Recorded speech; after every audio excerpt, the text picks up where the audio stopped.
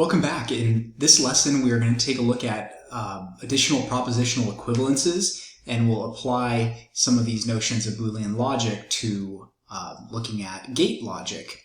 So in our previous lesson, we described equivalences a little bit and said that if two propositions, complex propositions or compound propositions, produce the same truth table, then they are considered to be logically equivalent.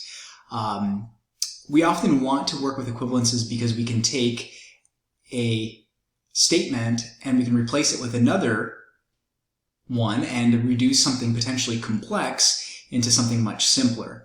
So first of all, recall that a simple statement is one that cannot be further broken down. So for instance, if P is a statement, Al is a nice guy, that is a simple proposition because this can't be reduced into a further logical sentence. So you can't say Al is without describing what Al is. And the following statement, Q, I will go to the store and watch Netflix, is a compound proposition because it can be made up, it's made up of two simple propositions, namely, if you define Q1 to be I will go to the store, Q2 to be I will watch Netflix, then the expression Q1 and Q2 basically is equivalent to writing the statement Q. So those two things are equivalent, and yet I can break down Q into simpler ones.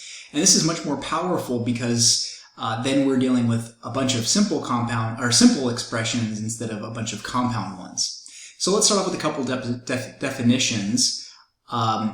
We have a tautology, which is a compound proposition that is always true, and a contradiction is a compound proposition that is always false. So P or not P is a tautology, and P and not P is a contradiction. Prove this with the truth table. So in order to do this, we'll start off by building a truth table for both of these. And here we're just going to look in the first table at P, not P, and then P or not P. So P could either be true or false. Not P then would be, well, if P is true, then the negation of P is false. And if P is false, the negation of P is true.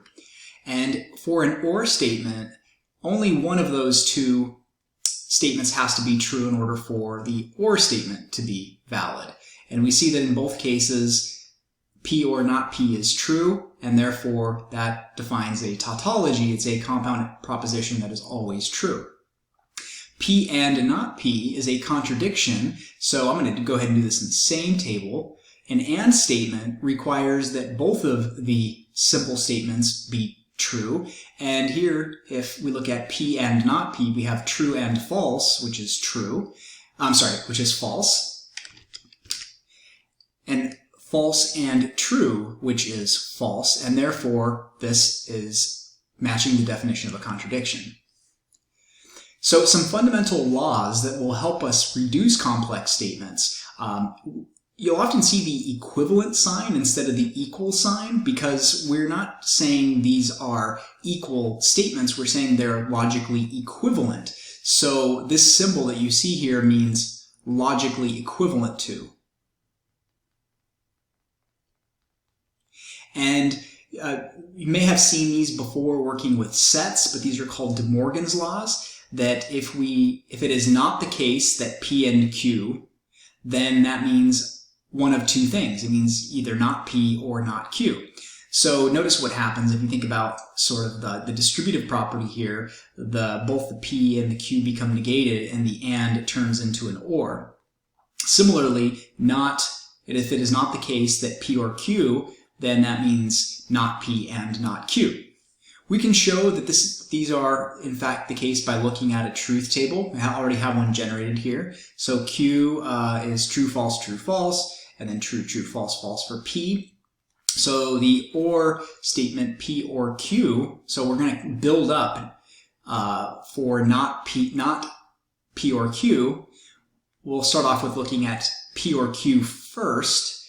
because that's an easier thing to do than to try to negate it and take the or in one step. So or is true if either of the two propositions are true, and that's in these three cases. An or statement is only false when both of the simple propositions are false. Now the negation of those will simply turn the trues into falses and the false into a true. So the truth table for not quantity P or Q is false, false, false, true. Now to look at not P and not Q and to see that that generates the same truth values, first we need not P and need not Q. So the negation of the P column, true, true, false, false, will be false, false, true, true. And the negation of true, false will be false, true, false, true. Now this is an AND statement, and the only situation in which an AND statement is true is where both of the simple propositions are true, and that is this line here. Otherwise an AND statement is false, and we see that this column here is identical to this column here, and we can see that they're logically equivalent. We could do the same thing for the first De Morgan's law, and we won't do that here because it would be the same process, and that's something that I encourage you to do and try. But we can also reason through it. Suppose we want to take the statement, it is not the case that I am going to the store and watching Netflix. So we are basically looking at the negation of I am going to the store and watching Netflix. So that is the very first De Morgan's law. Well, if it's not the case that I'm doing both of these things, then that means that I'm not doing one, I'm not doing the other, or I'm not doing either one. So an or is inclusive, and so I can say I am not going to the store, so the negation of P, or I am not watching Netflix, the negation of Q. And an or statement, of course, allows the possibility that both of those statements, that this one, just this one, or perhaps both of them are true. So let's take a look at another property. This is called the distributive law of disjunction over conjunction. That sounds really fancy, but we're basically taking P or, so the disjunction of a simple statement and a compound statement that is a conjunction. And we want to show that basically that can be reduced to P or Q and P or R. So if we want to look at this statement kind of in a very intuitive fashion, this statement here would be true if P is true, or if both Q and R are simultaneously true. So if P is true or Q is true, that's definitely satisfies this, because as long as P is true, this whole or statement is true. And if P or R is true. And we can again prove that by looking at a truth table. Now here we have three different simple statements, P, Q, R. So to generate a truth table for three statements, we have to look at all the possibilities of true, false, true, false. And an easy way to do that, and you can start with false instead of starting with trues, but notice that the innermost statement, if you alternate true, false, true, false, true, false, true, false, then double the number of trues, true, true, false, false, true, true, false, false, and then double the number of trues again, so 4 of them, true, true, true, true, and then false, false, false, false. If you added a fourth column, you would have 8 trues and 8 falses. And this just allows us to tackle all the possibilities. So you could also create a tree diagram like in our previous lesson where you could say P could be true or false, and then if P is true, Q could be true or false, and if Q is true, then R could be true or false. But this is a real simple way to do it. So Q and R, we're looking at these two columns here, and only in the situation where both are true, here and here, are we going to get a true and a true, otherwise an AND statement is false. Now we're going to look at P or Q and R. So now we're restricting our attention to just this column, the P column here. We're also looking at this column, and anywhere we see a true in either this column or this column, an OR statement will be true as long as one of them is. So we see that that is, in this row, we get a true. And then here we have P is true, so we'll get a true. And here we'll also get a true because P is true. P is true here. And in this line here, P is false, but Q and R is true. Therefore, the OR statement will be true.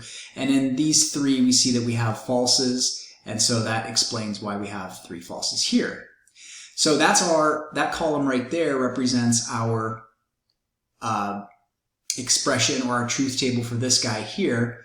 And now we need to look at the truth table for P or Q and P or R. So we'll generate P or Q by using the first 2 columns, and anywhere we see at least one true, we'll record trues, and then we see that here, P or Q, we have a false, false, false, false, and so the OR statement will be false here. Similarly for P or R. Now we have we're going to run a conjunction or form a conjunction on these 2 columns, and so only where we see 2 trues will we get a true here. We see trues, and then anywhere we see at least one false, the AND statement will be false. And so once again, what we notice is that we have 3 falses for the last 3 rows, and then we have all trues above that. And therefore, we can see that this column and this column are exactly the same, and so we've proven that these 2 things are logically equivalent. Now, there are a lot of these, and we could prove all of these by using truth tables. And there's a lot of them, but a lot of them can be thought of intuitively. So if you AND a statement along with a true value, so any statement and true really just depends on the value of P. So if P is true, then the AND statement will be true. If P is false, then the AND statement will be false. Therefore, this expression just reduces to P. All we need to know about is the value of P. That's called an identity law. P or false, well, that really just depends on P being true. If P is true, then the whole statement is true. If P is false, the whole statement is false. And therefore, again, that reduces just down to statement P. P or true is always true because it doesn't matter whether P is true or false. We're using an or, a disjunction, and a disjunction is true as long as one of the 2 statements is true. P and false will always be false. These are called domination laws.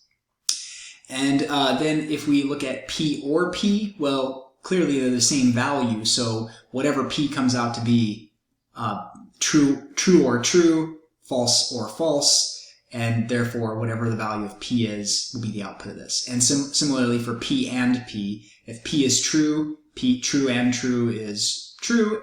If P is false, false and false is false. And a double negation law, if we negate a negation, so if P is true, we negate that, we get a false. If we negate a false, we get a true again, which is the original truth value of P. And then the commutative properties just says that it doesn't matter whether I say I am going to the store or I'm going to watch Netflix versus I am going to watch Netflix or I am going to the store. The order you say those things in does not matter. Same thing with a conjunction. These are the associative laws. So if you have a bunch of or statements, it doesn't really matter which 2 you consider first, P or Q, or you can consider Q or R. And same thing for an AND. So those are called associative because it doesn't matter which 2 of those you associate. Now notice that if we start mixing in ORs and ANDs, that's not an associative law. Instead, you get the distributive laws, which are one which we saw, the conjunction over disjunction, or what was it called? Disjunction over conjunction. The distributive law of disjunction over conjunction. And so with an OR statement, we saw that becomes P or Q and P or R. If it were P and quantity Q or R, then P and Q or P and R. So those distribute nicely. The 2 De Morgan's laws are also listed here. Absorption laws, if you have P or P and Q, then that becomes P, right? Because P has to be true for the AND statement to be true. But if P is true, then you have true or something else. And so really this just boils down to knowing the value of P. P and P or Q also reduces down to just the value of P. Negation laws, if you look at P or not P, that's we describe that as a tautology. This is a tautology. This will always be true. And here we have a contradiction because this will always be false. There are some more laws here. We won't necessarily talk about all of them, but you may not even need to use many of these, but they're good to have on hand in case you are working to reduce something. So let's go ahead and show how we can reduce something more complex into something simpler. So this whole statement here, the negation of P, disjunction, negation P and Q, we want to show that that can be reduced logically to not P and not Q. So I can start using some of my properties, and the first one that I think I am going to use is I will distribute the negation. So I'll use De Morgan's law. So by De Morgan's law, I can write, oops, I'm going to do that in the first step here. So by De Morgan's law, what I can do is I can distribute that negation and write this as, this is equivalent to not P and not P and Q. So all I've done is I've thought about this as like this is a statement A or B, and if I distribute the negation to an A or B, it's not A and not B, except my B is just this compound expression here. And so now we can further apply some laws. So this first law was just De Morgan's law. This is equivalent to, well, again, I have a negation. So to run a negation over a conjunction, I can use De Morgan's law again. So this is not P or not Q. So all I've done here is, again, I've thought about this as some statement A, and this is some statement B, and the negation of A and B is not A, so not that, or not that.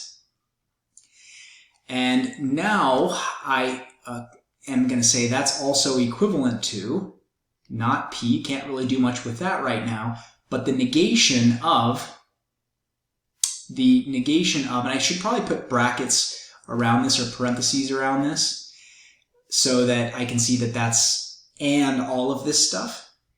So here I can use the double negation and say that this is not P is equal to P or not Q. And this is the, so this was De Morgan's law again. This is the negation law that we just applied here. And then this looks suspiciously like, well, let's see, a distributive property. So if I have something and something or something, I can distribute and make this, turn this into not P and P, or not P and not Q. And this is the distributive law. And so if you want to follow that distributive process, we took this and we distributed it here, and then we also distributed it here, and because it's over it's a conjunction, that conjunction applies to not P and P as well as not P and not Q. Now, not P and P, one of these is going to be true, one of these is going to be false, so this reduces down just to false. This is going to just be false because this is a contradiction, or I have not P and not Q. So here we applied the contradiction.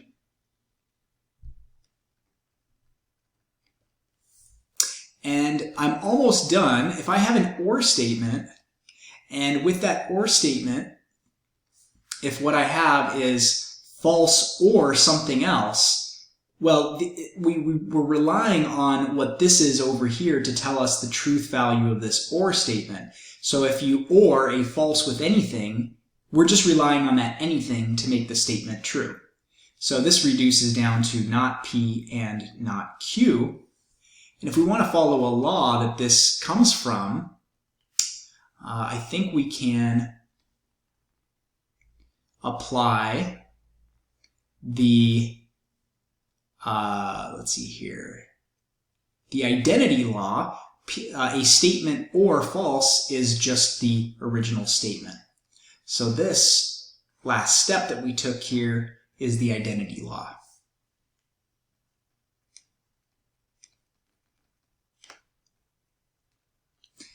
Okay, and so you couldn't really do this easily with a truth table unless you were really, really good at kind of telling what this really reduces down to. But using these principles allows us to take something more complex and reduce it down to an equivalent but much simpler statement.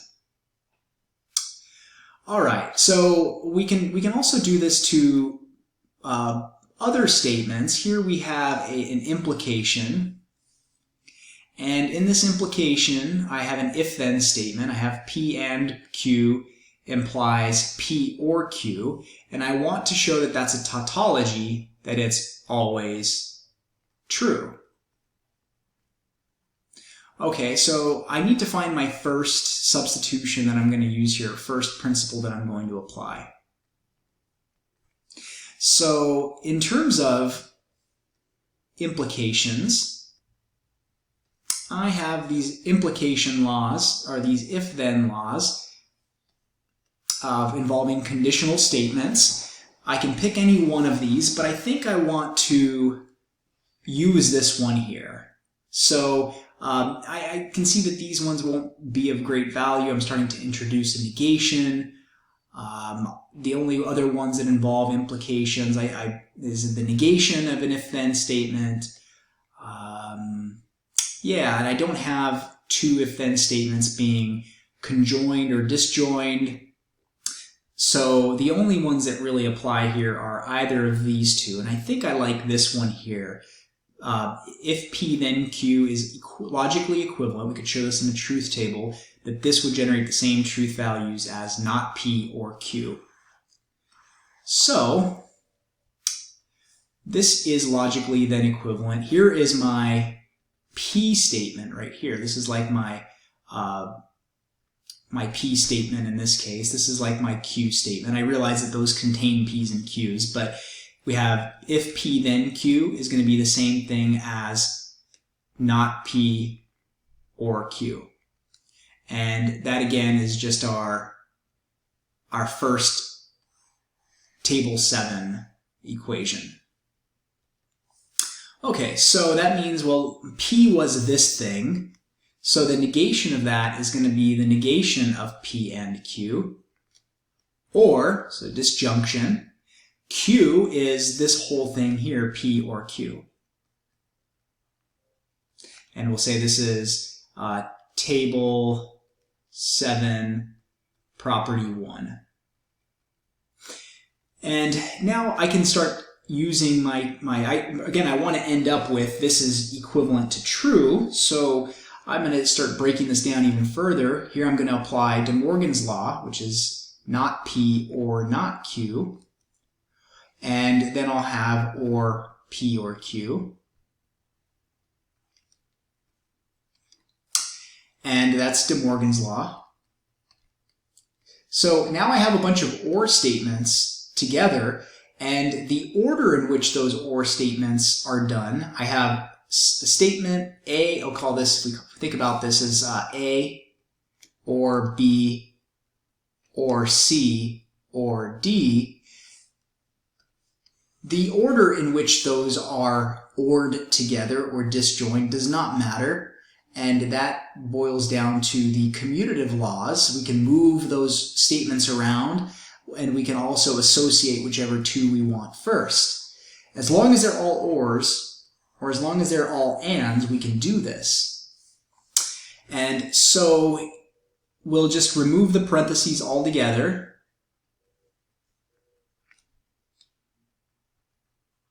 And now I'm going to use a commutative law to put the p's together. So not p or not q or q. And this is just by the commutative law. And this right here was really the associative law, because I just decided to not associate these two together first. And now what I can do is I see that I have a tautology here. This statement, P, not P or P, that's a tautology. That right there is always going to be true. Not Q or Q is always going to be true, because if one of those two has to be true. And so that gives me the statement true or true. And this is by the, what was this thing called? What do we call this? We called this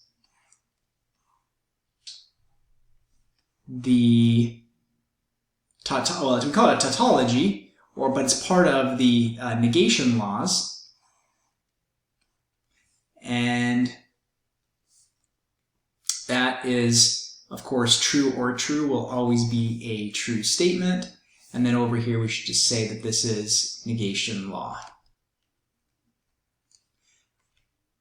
And so we kind of get to have fun here, because there's more than one way you could do these. You just have to be really careful that you're applying the laws correctly. And then it's amazing how much of a simpler statement you can come up with if you take this route. So we'll just go ahead and stop with this video, and in the final video we'll actually just take a look at some applications of working with logic gates and putting some of this stuff into action. So I will see you in the next video.